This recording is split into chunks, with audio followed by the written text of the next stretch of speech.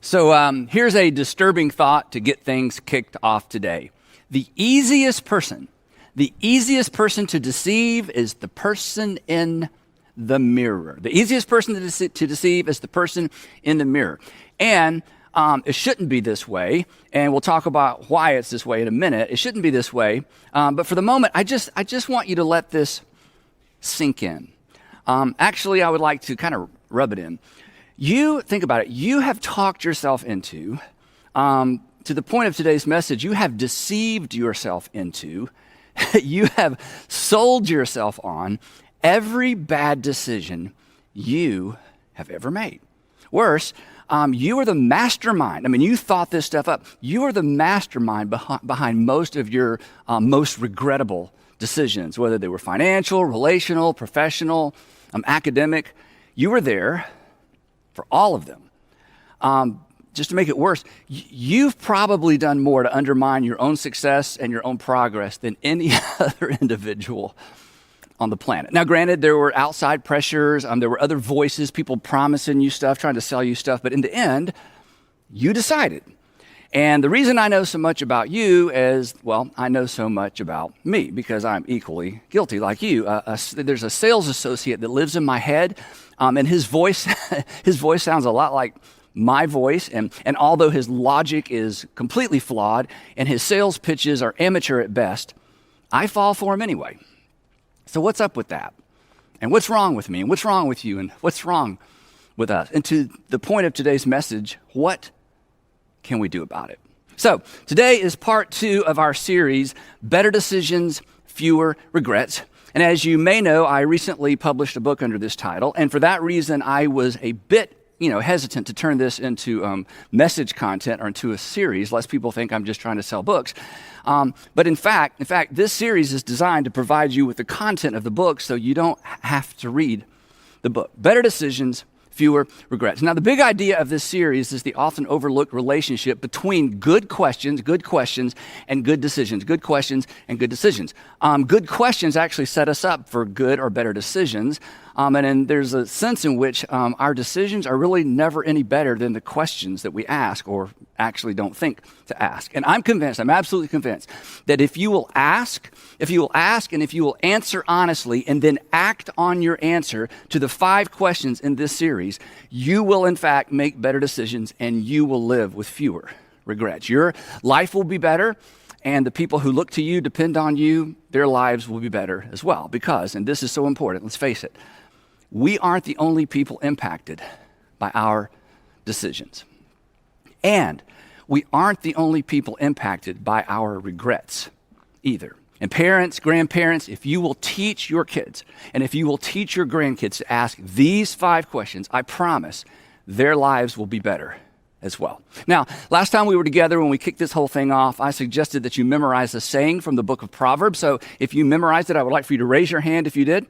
Oh, that's great. About looks like maybe 10, 15% of you did. Now, the reason for the homework assignment is that this simple saying from the book of Proverbs actually reminds us to consider what's coming, not just what's right in front of us. Ultimate, not just the immediate outcome of our decisions. And here's the verse in case you missed the first part or in case you haven't committed it to memory yet. And this is a verse, as I said last time, I memorized early on and I taught my kids early on. Here's what the writer of Proverbs says. The prudent see danger, and when they see danger, they do the appropriate thing. They take refuge. But the simple or the naive, they just keep going. They just ignore what they see, and they pay the penalty. When deciding what to do, prudent people or wise people take into consideration the long-term results of whatever options they're considering. But simple people, naive people, not so much. They fall for the amateur sales pitches of the salesperson in their head. They opt for now over later. So here's the thing. The 5 questions we're going to discuss in this series will bring you into conflict with the sales associate that lives in your head, and you need to know that ahead of time because the salesman in your head wants you to act fast and wants you to act now, to focus on the immediate rather than the ultimate. And this verse is a reminder to look beyond the moment and not to look away from potential danger associated with an option you find yourself selling yourself on. These 5 questions will slow you down, and they're going to create the perspective you need to see danger coming, to connect the dot. So let's jump in. The first of our 5 questions, question number 1, I call it the integrity question, the integrity question. And to introduce this question, we need to drop back to my opening, somewhat disturbing observation that the easiest person to deceive is the person in the mirror, which means the most difficult person to lead is the person in the mirror as well. You cannot lead yourself well as long as you are deceiving or lying to yourself. Have you ever tried to lead a liar? It's pretty much impossible to lead a liar in a professional setting, in the marketplace, at work. You have to fire a liar. So today, I'm going to challenge you to fire the dishonest version of you and hire a new you, an honest you, a you that tells you the truth, even when it makes you feel bad about you. Now, you know from experience that dishonesty erodes credibility, right? I mean, and in a similar way, and this is kind of odd to think about, in a similar way, when we are dishonest with ourselves, it erodes credibility within ourselves. And I know that sounds strange, but think about it this way. When we lie out loud, and I'm not calling you a liar, but occasionally we all kind of stretch the truth, but when we lie out loud, what do we do immediately on the inside, in our heads, in our hearts? We justify the lie. And who do we justify the lie to? To ourselves. We have to. Otherwise, we're at odds with ourselves, something that us sane people can't do for very long. So what we do is we create a narrative that justifies our lie or our half-truth, and then, this is the crazy part, we choose to believe it, which really is crazy. I mean, why would we believe a narrative we basically just made up? Well, the non-technical, non-clinical answer to that question is this. You are a sucker for you. You can convince yourself of just about anything, and so can I. I mean, as my AA friends, my NA friends, and my one CA friend has taught me, rigorous honesty is the first rule of recovery. Rigorous honesty with ourselves and others is the first rule of recovery. Rigorous means extremely thorough, exhaustive, sometimes exhausting, meticulous, rigorous honesty with ourselves and others. That's the first step to getting better and making progress. To make better decisions, to avoid unnecessary regret, you've got to tell yourself the truth. You have to tell yourself the truth, even if it makes you feel bad about yourself. Now, what I'm going to say next, I realize runs contrary to the grain of our culture, but as you know, I'm not really here to be liked, and so let me just put it out there. There are worse things than feeling bad about yourself. For starters, denying something bad about yourself, refusing to acknowledge what's bad about ourselves is bad for ourselves. So to make the best decision, you have to be honest with yourself, even if it makes you feel bad about yourself. Or to put it another way, you will never get where you need to be until you acknowledge where you actually are. Besides, if you aren't honest about why you're choosing what you're choosing, think about this. You'll have a difficult time taking responsibility for the outcome of that decision. And we have an adjective for people who refuse to take responsibility for the outcomes of their decisions, don't we? We call them irresponsible. Do you want to be irresponsible? If we're dishonest with ourselves when we're making a decision, we will be dishonest with ourselves about where to lay the blame for the outcome of our bad decisions. In this way, this is important. In this way, dishonesty leads to irresponsibility. And you know what? You've seen that play out in the lives of other people. Now, the fact that everything I've said so far is pretty much obvious. You probably didn't write any of that down. It doesn't make any of this easy, and it doesn't make it easy to get this right. In fact, your first step may be being honest with yourself about the fact that you're not always honest with yourself. But whatever the case, to decide your way into a better future, and that's what this whole series is about, to decide your way into a better future, you've got to develop the habit of telling yourself the truth. Specifically, the uncomfortable truth about why you choose what you choose to do. And that leads us at last to the first of our 5 questions. And the first question to ask anytime you're making a big decision is the integrity question. And the question is simply this: am I being honest with myself? Am I being honest with myself? Now, you may not owe it to anyone else, but you owe it to yourself to be honest with yourself about the decisions and the choices that you make, why you do what you do.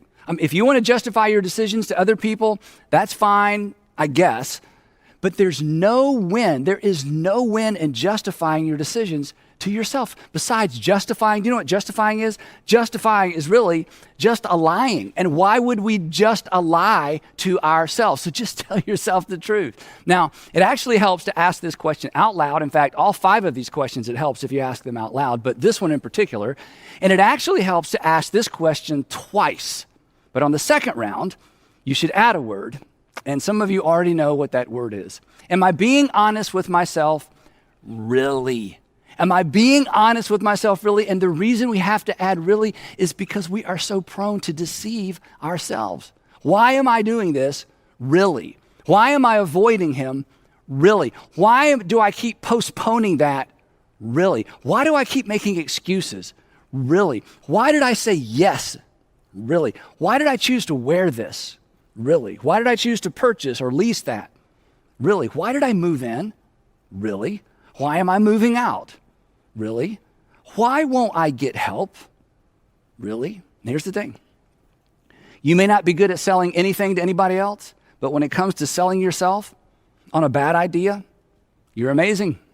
Me too. Our greatest regrets are associated with things, opportunities, and people we sold ourselves on. I mean, just think back to your last bad relationship decision. You were in love or you were in lust or something, whatever it was, you were in it. And your mama tried to warn you, your best friend tried to warn you, but you assured them you knew exactly what you were doing. And then looking back, you wonder, what was I doing? What was I thinking? Which is the problem. You weren't thinking. You were selling. You were selling yourself. And the same is true for your most recent bad purchasing decision. Once you had it in your hand, or once you had your heart set on it, on whatever it was pretty much over. It was like something took over. And the next thing you know, you're handing your credit card to someone you don't even know to buy something you couldn't or perhaps shouldn't even afford. And why? Because you sold yourself. So here's a little tip. In fact, if you don't remember anything else from our time together today, I want you to remember this. As soon as you start selling yourself on anything, you should hit pause. The moment you begin selling yourself, you should hit pause. And here's why. Because we rarely have to sell ourselves on a good idea. When it comes to good ideas or good decisions, we usually just know. So let's just stop with all that. Just tell yourself the unfiltered truth. Be honest with yourself. I mean, come on. It's not going to hurt. Well, you may hurt your own feelings momentarily, but in the end, you're going to be better off. We all are, right? I mean, lights will come on. And granted, lights can be terrifying. Just ask the roaches and the rats, right? But light is a disinfectant, and truth is as well. They go hand in hand. So bring your narratives and bring your justifications and bring your excuses into the light and just tell yourself the truth. You're going to make better decisions. Now, if everything were equal, if we were kind of wired to decide what's best for us, this would be really easy. In fact, if that were the case, we'd be pretty much done here. Just tell yourself the truth. I'll see you next time, right? But things aren't equal. And as it turns out, choosing what's best isn't what's natural. Now, naturalists, and you may be a naturalist or materialist, they have an explanation. You may have an explanation for why it's so difficult for us to tell ourselves the truth. Christians have a different explanation. But everybody pretty much agrees that we come into the world with a natural propensity on selling ourselves what we want to do rather than what we ought to do. And this is not a recent observation. In fact, this is kind of interesting. The 17th century English philosopher and statesman Francis Bacon, you probably studied about Francis Bacon in school, he made the following observation. This is a little bit long, but this is from the 17th century. Here's what he said in that 17th century way of writing. He says, the human understanding, when it has once adopted an opinion, in other words, once we kind of come to what we want to do, draws all things else to support and agree with it. In other words, once we've kind of made up our mind what we want to do. Anh viết vẫn chưa xong, liệu rằng ngày đó có đến trước, dành khi người mới còn chưa mong như anh từng là người đến trước, khi đắng, khi ngọt, hạnh phúc song hành như chén thuốc em à.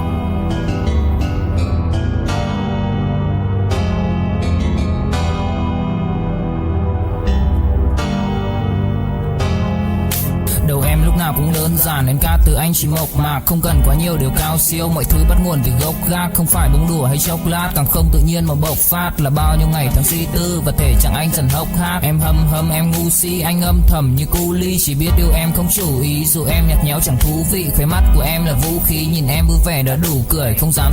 We become a magnet for anything that supports what we've decided we want to do. And then he says this, and though there be a greater number and weight of instances to be found on the other side, yet, he says, yet these it either neglects or despises, or else by some distinction sets aside and rejects. That's just a fancy 17th century way of describing what we call confirmation bias. That we are naturally open, or we naturally open ourselves up to anything that confirms what we already think and what we already want to do. And we instinctively, I love the way he says it, we instinctively set aside or reject anything to the contrary. Again, just think back to your last bad relationship decision. You were warned, and it wasn't that you wouldn't listen, it was more like you couldn't listen. I mean, think back to that recent bad purchasing decision. It's so clear now. But in the moment, Francis was correct. The human understanding, when it has once adopted an opinion, I've already made up my mind, draws everything else or all things else to support and agree with it. And though, he says, and though there be a greater number and weight of instances to be found on the other side, in other words, even though there's plenty of arguments to the contrary, yet these our minds either neglects or despises, or else by some distinction sets aside and rejects. That's been going on for a long time, and this is helpful in terms of an observation, but it doesn't really tell us why this is the case, nor does Francis tell us what to do about it. But almost 2,500 years before Francis Bacon wrote these words, a Judean court advisor turned prophet made a similar observation.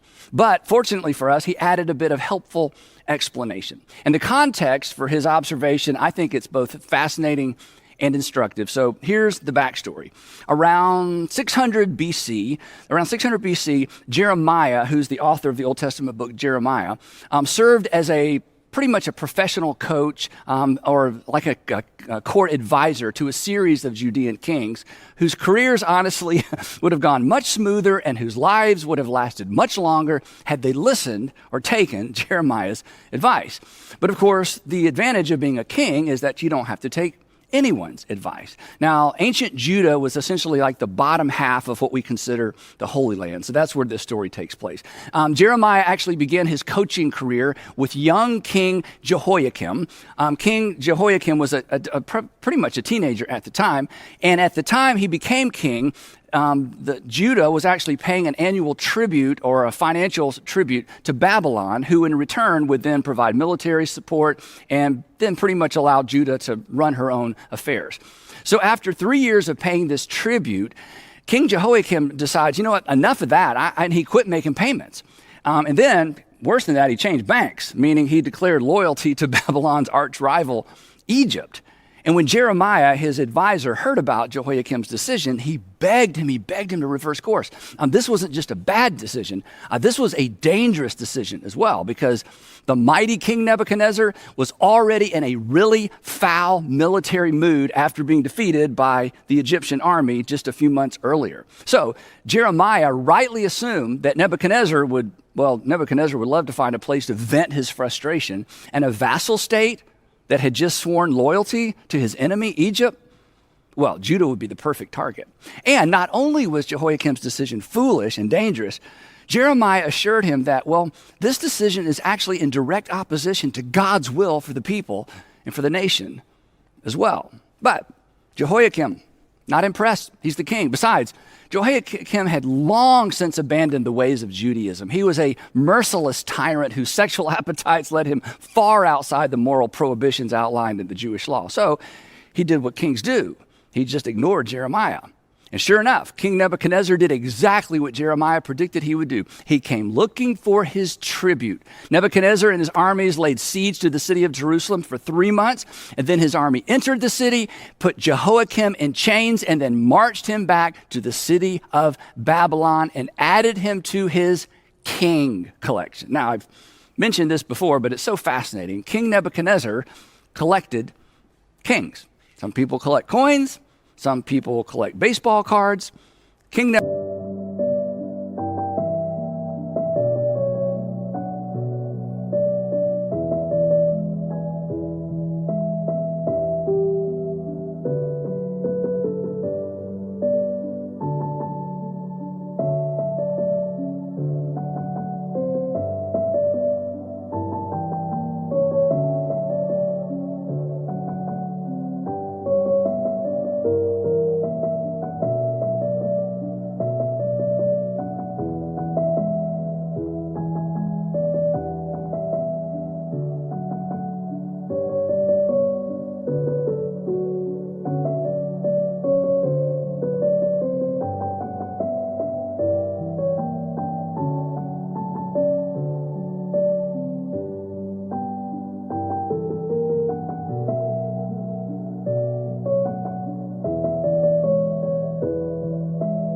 Nebuchadnezzar collected kings. Whenever he conquered a territory, he would capture the king alive, take the king back to Babylon, and add him to his king collection. And then, on special occasions, when he wanted to show off how powerful he was, he would bring all of these kings out, like show and tell, and parade them around the courtroom in golden chains. And each king would walk with his hand on the shoulder of the king in front of him because, in addition to being chained, King Nebuchadnezzar had all of these kings blinded.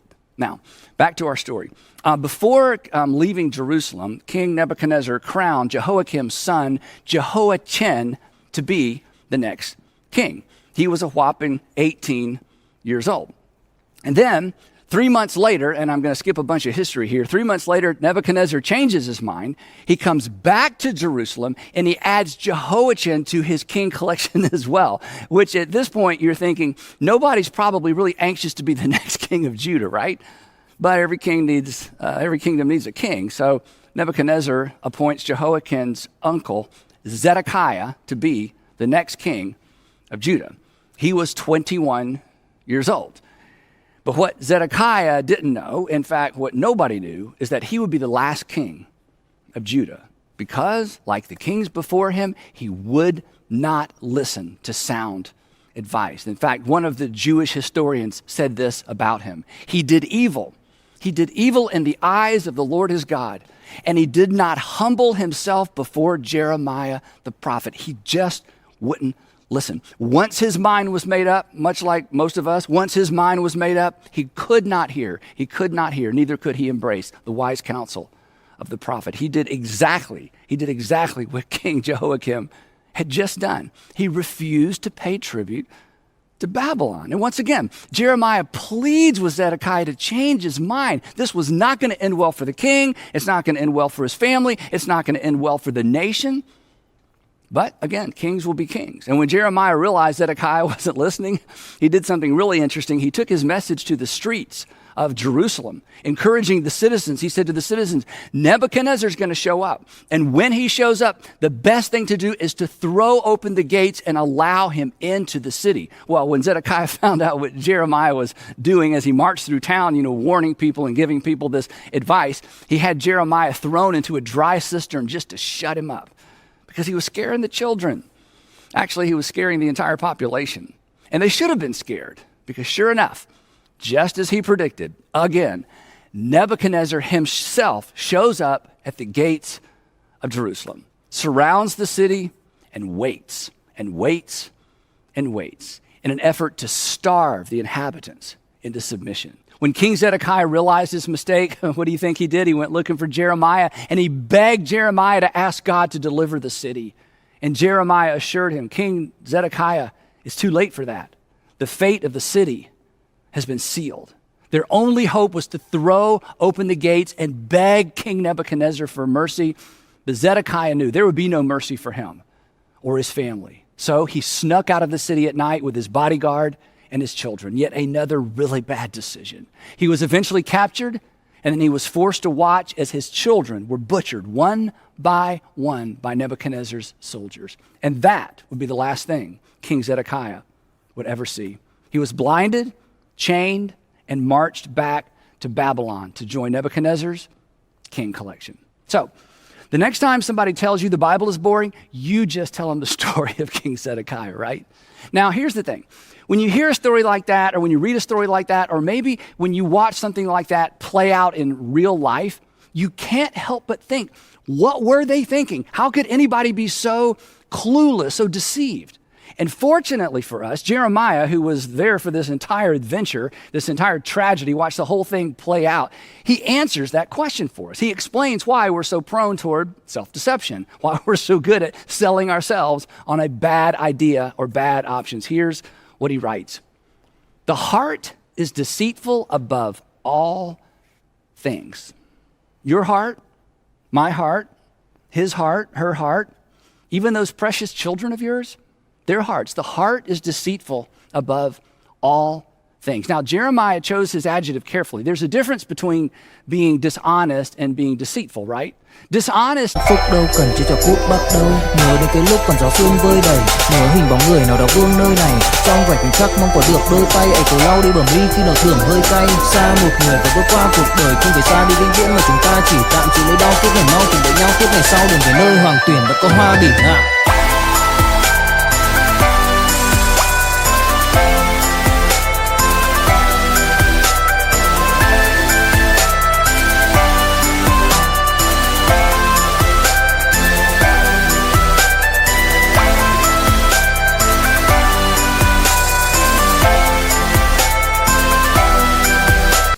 Dishonest is a lot easier to spot than deceitful. Dishonest is just straight up not honest. But deceitful usually includes a mix of truth and half-truth and untruth. Deceitful is difficult to detect. You've met dishonest people who just weren't shrewd enough or smart enough to deceive you. They were just too obvious.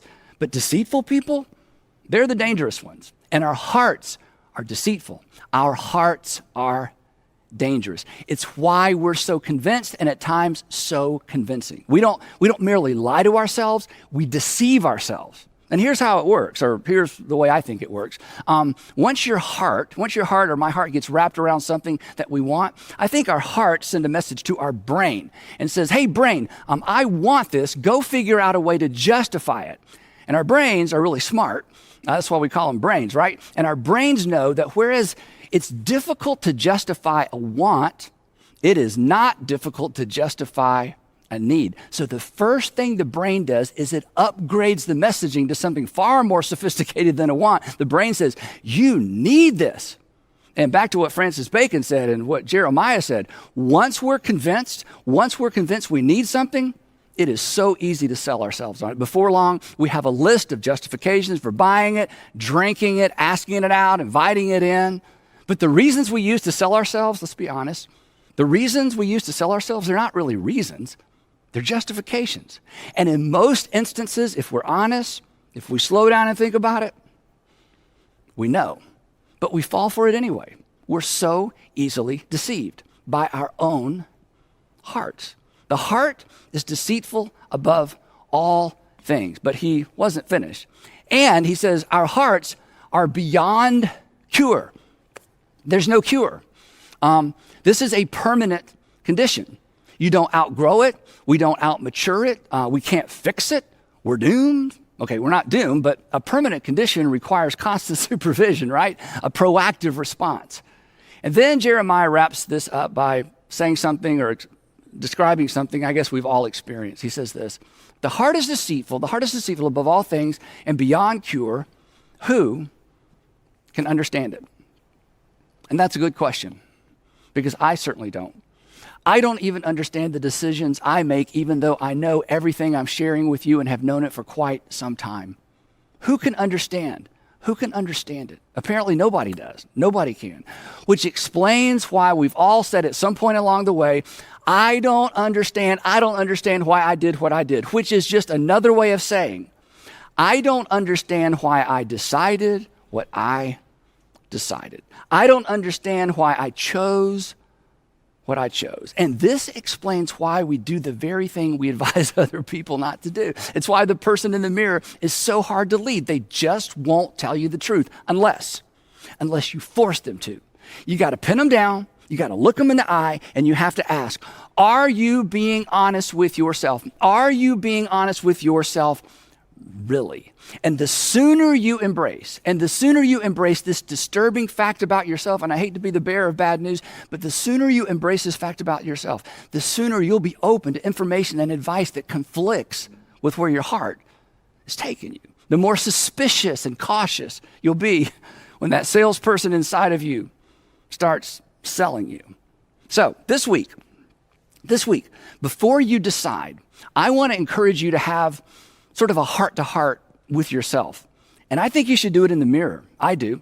And you should ask yourself out loud. And you should use your name. Andy, are you being honest with yourself? Are you being honest with yourself? Really? And then just tell yourself the truth, even if you don't plan to act on it. Because you owe it to yourself to know. You owe it to yourself to know, even if it points you in a direction you don't intend to go. And this is where the conflict is. Because we think, and this is pretty much true, that if we are honest with ourselves, we're going to feel like we need to hold ourselves accountable to do what we know we ought to do. And that's absolutely true, but I'm giving you permission not to do that. Just begin with being honest with yourself. It won't hurt to know. But here's something you do know. What you don't know, what you won't know, what you refuse to know, can certainly hurt you. So just be honest with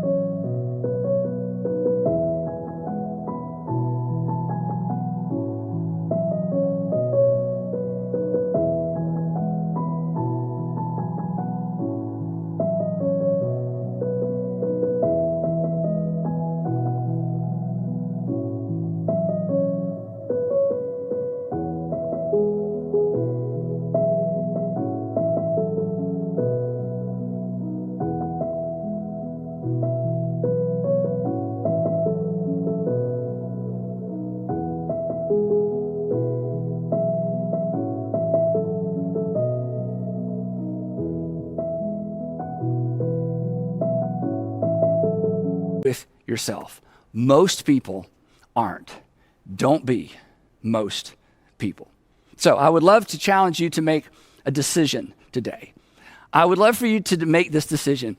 I will not lie to myself. I will not lie to myself, even when the truth makes me feel bad about myself. I will not lie to myself, even if the truth, even if what I discover makes me feel bad about myself, because there are worse things than feeling bad about myself, and that is deceiving myself about something about myself that I need to change.